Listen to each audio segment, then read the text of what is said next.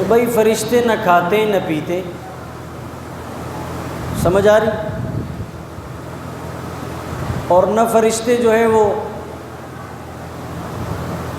اس قسم کی صلاحیت رکھتے ہیں کہ ان میں اللہ نے شہوت اور جنسی میلاب کا مادہ رکھا ہو، اس چیز سے وہ مبرہ اور پاک ہیں۔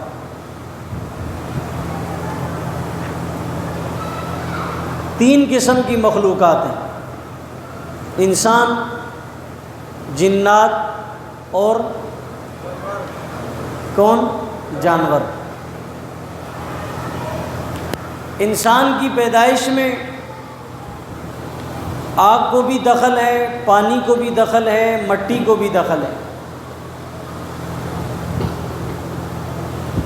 جنات کی پیدائش میں خالصتاً آگ کو دخل ہے، اور جانور کی پیدائش میں بھی آگ، پانی، مٹی یہ چیزیں شامل ہیں۔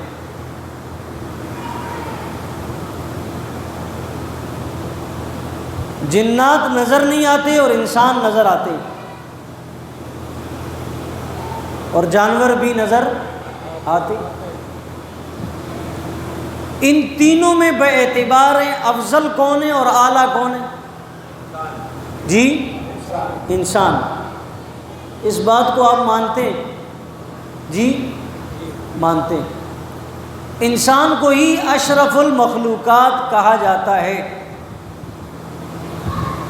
انسان کو ہی اللہ کا نائب کہا جاتا ہے، لیکن کب؟ یہ اشرف المخلوقات کی تعریف کب اس پر فٹ آئے گی؟ جانور بھی کھاتا ہے، یہ بھی کھاتا ہے، تو یہ اشرف مخلوق کیسے ہوا؟ جانور بھی دیکھتا ہے اور یہ بھی دیکھتا ہے، تو یہ اشرف کیسے ہوا؟ جانور بھی حاجت کرتا ہے اور یہ بھی حاجت کرتا ہے، تو یہ اشرف کیسے ہوا؟ جانور میں بھی شہوت کا مادہ ہے، اس میں بھی ہے، تو یہ اشرف کیسے ہوا؟ جانور پھر بھی جانور ہیں اور یہ مقرب بنا پھرتا ہے، وجہ کیا ہے؟ اس میں کون سی ایسی نمایاں خصوصیت آئے گی تو یہ اشرف بنے گا؟ ورنہ کوئی امتیازی خصوصیت انسان میں اور جانور میں تو نہیں ہے، یا ہے؟ چلتا جانور بھی ہے اور چلتا انسان بھی، ایسا ہے کہ نہیں؟ دیکھتا جانور بھی ہے اور دیکھتا یہ بھی ہے، وہ بھی کھاتا ہے، یہ بھی کھاتا ہے، وہ پیتا ہے، یہ پیتا ہے، وہ باقی معاملات کرتا ہے، یہ بھی کرتا ہے، تو فرق کیسے ہوگا کہ یہ اشرف المخلوق؟ پھر ایک مخلوق کا ذکر میں نے چھوڑا، اس کا نام ہے فرشتے۔ تھوڑا سا اور کھولتا ہوں۔ انسان وہ چیز ہے کہ جس میں عقل بھی ہے اور شہوت بھی ہے، کیا خیال ہے؟ ایسا ہے کہ نہیں؟ جانور وہ مخلوق ہے جس میں عقل نام کی کوئی چیز نہیں، اور فرشتے وہ مخلوق ہیں جس میں شہوت نام کی کوئی چیز نہیں۔ ایک انسان ہے جو عقل بھی ہے، شہوت بھی ہے، فرشتے ہیں شہوت سے خالی ہیں، عقل سے بھرے ہوئے ہیں، اور جو جانور ہیں وہ عقل سے خالی اور شہوت سے بھرے ہوئے۔ اب بھی ان تینوں میں اشرف انسان ہے، لیکن کب؟ انسان اشرف تب بنے گا، اکمل تب بنے گا، اعلیٰ تب بنے گا، نائب کہلانے کا اہل تب بنے گا جب وہ اس کی مانے گا۔ جب وہ اس کی نہیں مانے گا وہ جانور سے بھی بدتر ہو جائے گا۔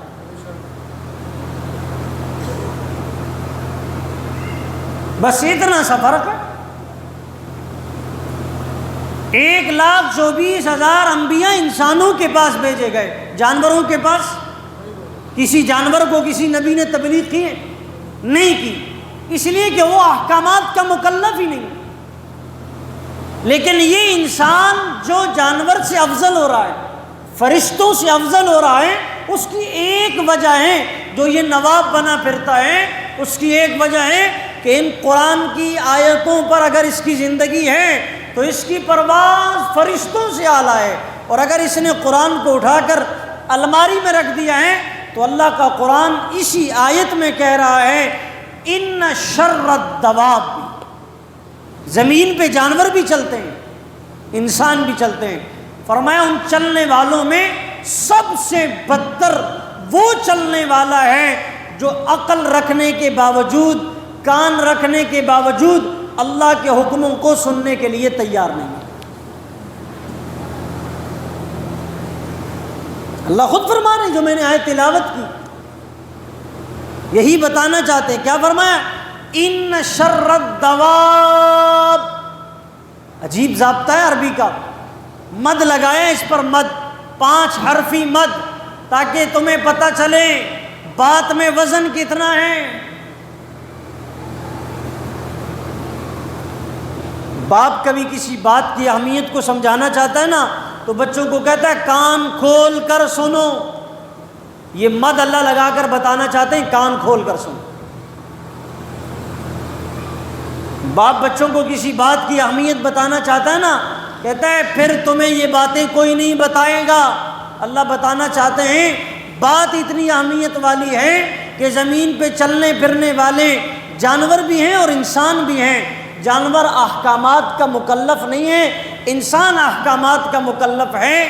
جب یہ حکموں سے پیچھے ہٹتا ہے، اللہ کو یہ اس جانور سے بھی زیادہ بدتر معلوم ہوتا ہے۔ فجر کی نماز جانور بھی نہیں پڑھتا، انسان بھی، فرق معلوم ہے۔ کھانا کھانے سے پہلے جانور بھی دعا پڑھنے کا پابند نہیں ہے، انسان بھی، فرق کیا ہوا؟ جانور بھی کھڑا ہو کر کھاتا ہے، یہ بھی کھڑا ہو کر کھاتا ہے، فرق ہوا؟ جانور بھی مجلس کے آداب سے ناواقف ہیں، کیا بولنا ہے، کب بولنا ہے، کتنا بولنا ہے، کیسے بولنا ہے، یہ بھی مجلس کے آداب سے ناواقف ہیں، تو لہٰذا اس میں اور اس میں کوئی فرق ہوا؟ جانور بھی اس بات سے فارغ ہیں کہ بڑے کا ادب کیا ہے، چھوٹے پر شفقت کیا ہے، یہ بھی اس بات سے فارغ ہیں بڑے کا ادب کیا ہے، چھوٹے کا ادب کیا ہے۔ جانور میں اور اس میں فرق ہوا؟ جانور بھی نہیں جانتا ماں کیا ہے، باپ کیا ہے، یہ بھی نہیں جانتا ماں کیا ہے اور باپ کیا ہے۔ جانور بھی نہیں جانتا استاد کیا ہے، یہ بھی نہیں جانتا استاد کیا ہے، تو جانور میں اور اس میں کسی چیز کا فرق ہوا بھائی؟ مفتی محمود رحمۃ اللہ علیہ اور مولانا غلام غوث ہزاروی رحمہ اللہ دونوں ایک شادی حال میں تشریف لے گئے۔ کہاں گئے؟ شادی حال میں۔ ہمارے ہاں تو آج کل انگلش سسٹم ہے نا، کون سا سسٹم ہے؟ مسلم سسٹم ہمیں نظر نہیں آتا، کہتے ہیں او ہو فل انگلش سسٹم ہے، چاہتے بھی یہی ہے اور زبان سے نکلتا بھی یہی ہے۔ کسی مجلس میں آپ کو یہ نظر نہیں آئے گا کہ شادی کا میزبان کہیں ہمارے ہاں آپ کو فل مسلم ماحول ملے گا، کہتے ہیں نہیں اسی جو الو دے پٹھیاں فل انگلش ماحول آپ کو ملے گا۔ یہ دونوں حضرات شادی میں تشریف لے گئے، اور مفتی محمود رحمہ اللہ صوفی طبیعت کے مالک تھے اور غلام غوث ہزاروی رحمہ اللہ کچھ مزاح طبیعت کے مالک تھے، تو یہی انگلش ماحول تھا، کھڑے ہو کر لوگ کھانا کھا رہے ہیں، اور جب کھانے سے ڈھکن ہٹتے ہیں نا تو ہمارے ہاں جیسے بھیڑ بکریاں درندے جانور بکریاں اونٹ گدھے گھوڑے خچر چھوڑ دیے جاتے ہیں، ایسے پڑ جاتے ہیں کھانے پر جیسے شادی کا کارڈ ملنے کے بعد کھانا کھانا چھوڑ دیا تھا، بس انتظار تھا یہ دن کب آئے گا۔ حضرت مفتی محمود رحمہ اللہ اور حضرت مولانا ہزاروی رحمہ اللہ رومال نیچے بچھا کر کھانا کھانے میں مصروف ہو گئے، تو ایک آدمی آیا میزبان پوچھنے لگا، اس کے ہاتھ میں نوالا اور ہاتھ میں پلیٹ، تو پوچھنے لگا حضرت کچھ کم تو نہیں، کچھ کم تو نہیں۔ حضرت مولانا غلام غوث ہزاروی رحمہ اللہ نے اس کی پتلون میں ہاتھ اندر کیا، اس نے کہا ارے ارے یہ کیا کر رہے ہیں آپ؟ حضرت نے کہا کیا ہوا؟ بولا یہ آپ کیا کر رہے ہیں؟ کہا میں آپ کی دم تلاش کر رہا ہوں۔ کیا تلاش کر رہا ہوں؟ اس لیے کہ کھڑے ہو کر کھانا تو جانوروں کا شیوا ہے، میں نے دیکھا آپ آدھے جانور تو ہیں، مجھے شک ہوا کہیں دم آپ کی اندر چھپی ہوئی ہے، اس کو تلاش کروں باہر نکالوں تاکہ یہ آپ پر جانور والا لیبل پورا لگ سکے۔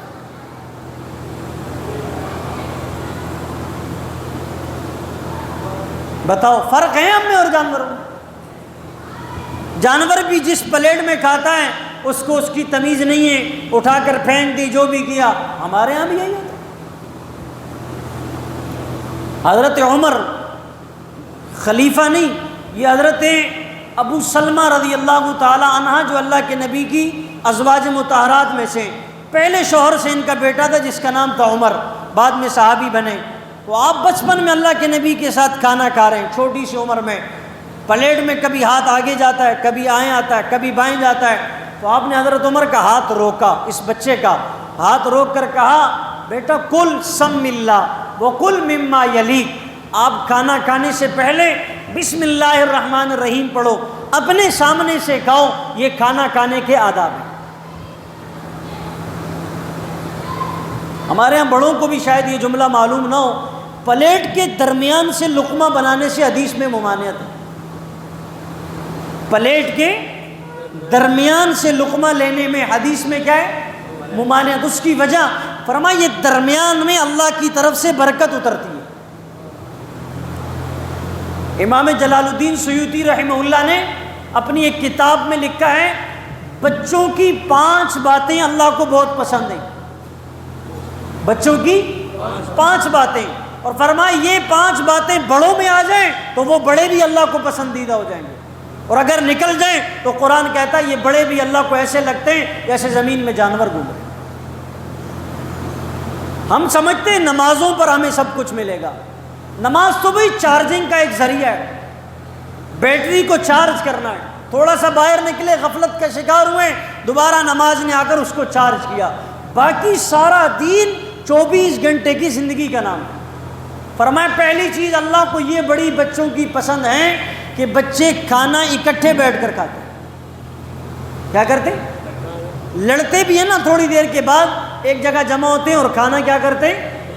اکٹھے بیٹھ کر کھاتے ہیں۔ اور آج ہمارے ہاں انگلش سسٹم ہے نا، ٹیبل لگا ہوا ہے، ہر آدمی اپنی اپنی پلیٹ میں ڈالتا ہے، ہر آدمی، اس سے برکت کی چھٹی، برکت کی۔ نمبر 2 فرمایا بچے لڑتے ہیں فوراً صلح کر لیتے ہیں بچے، لیکن بچوں کی سر پر بڑے لڑتے ہیں تو وہ پھر صلح نہیں کرتے، اس لیے کہ وہ تو بڑے ہیں، یہ تو بچے ہیں۔ فرمایا نمبر 3 بچوں کو شکوے شکایت کرنے کی عادت نہیں ہے۔ بچوں کو، اب 1 سال کا بچہ ہے، اس کو کھانے پینے کے لیے چاہیے، مسئلہ ہے، بیمار ہے، وہ اللہ سے شکایت کرے گا؟ جی نہیں نا، کر سکتا ہے؟ تو فرمایا یہ عادت اگر بڑوں میں آ جائے نا، شکوے شکایت کرنے والی ختم ہو جائے، تو اللہ کو اس آدمی سے بڑا پیار ہو، بیماری بھی ادھر ہی ہے، غربت بھی ادھر ہی ہے، کھانے کو بھی ہمارے گھر میں نہیں ہے، مہنگائی کا مسئلہ بھی ہمارے ساتھ ہے، پتہ نہیں اللہ کو ہمارے ساتھ کیا دشمنی ہے، یہ آدمی اللہ کو محبوب نہیں۔ پھر اللہ اس کا شکوہ فرشتوں کے سامنے کرتا ہے کہ اس نے ساری زندگی میری بغاوت کی، میں نے اس پر اپنا ہاتھ ڈھیلا رکھا، آج اس کو ذرا سا پیٹ کا مسئلہ ہوا ہے تو پورے خاندان میں رونا دھونا مچا دیا۔ فرمایا بچوں کی یہ عادت اللہ کو پسند ہے، اپنا ہر کام رو کر منوا لیتے ہیں، اپنا ہر کام رو کر۔ آج ہمیں رونا نہیں آتا، اللہ کیا، یہ دل سخت ہو چکا، آنسو نکلتے ہی نہیں، لوگوں کے سامنے رو لیں گے، واویلا کر لیں گے، کوئی آدمی ہاتھ اٹھا کر کہیں آدھا گھنٹہ دعا مانگتا ہوں،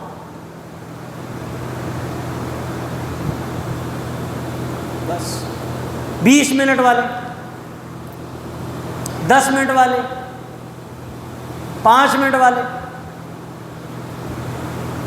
یعنی اللہ سے مانگنے کے لیے ہمارے پاس ٹائم، سارے ماشاءاللہ سمد ہیں، غنی ہیں، مستغنی ہیں، مانگنے کی ان کو کوئی ضرورت نہیں، پھر مسئلے کیسے حل ہوں؟ حجۃ الوداع کے موقع پر سرکار دو عالم صلی اللہ علیہ وسلم یوں ہاتھ اٹھے ہوئے، صحابہ کہتے ہیں ہم نے آپ کے بغل کی سفیدی کو دیکھا، جو حدیث میں مقدار نقل کی گئی ہے 4.5 سے 5 گھنٹے دعا۔ کتنے گھنٹے؟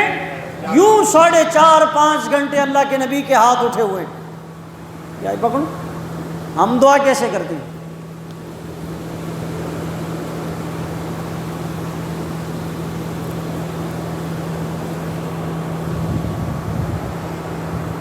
یہ دعا، اس دعا کو حدیث میں آتا ہے واپس منہ پر مار دیا جاتا ہے۔ میں اکثر مثال دیتا ہوں، آپ کوئی FIR کاٹنے کے لیے، درخواست دینے کے لیے تھانے میں جاؤ اور منہ آپ کا اس طرف ہو، یہ لو درخواست، سائن کرو اس پر، لے لے گا آپ سے وہ؟